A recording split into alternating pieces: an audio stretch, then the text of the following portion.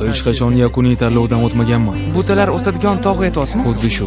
O'sha yili oila a'zolari iblislar tomonidan o'ldirib ketilgan bir bola bilan tanlovda qatnashdim.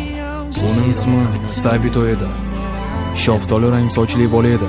U bilan tengdosh va yolg'iz edik. O'sha yili tanlovda bir odam vafot etdi. Va o'sha Sabito edi. U o'sha tog'dagi barcha iblislarni bir o'zi bitta qoldirmay o'ldirdi. Manisi birinchi iblis hujumidanoq jarohatlandim.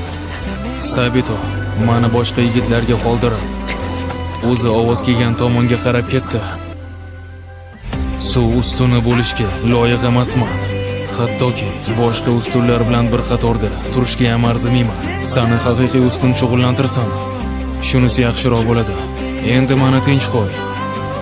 Menimcha, janob Giyo o'shanda Sabito emas, o'zi o'lish kerak deb hisoblaydi. Bu qanaqa hisligini yaxshi bilaman. Janob Giyo. Janob Giyo. Sabito sizga bildirgan ishonchni oqlash haqida o'ylab ko'rdingizmi?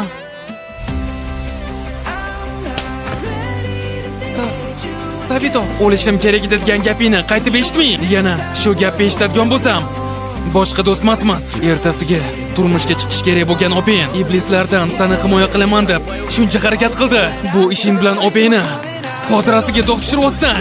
Seni o'lishga haqqing yo'q. Seni qutqarish uchun o'z hayotini qurbon qilgan opang haqqi senga bildirilgan ishonchi oyoq ostiqimi? Giyo. Og'ridi. U yuzimga urganidagi og'riq va shok yana sodir bo'lgandek go'yo. Eng kerakli paytda o'sha suhbatni nimaga eslamadim?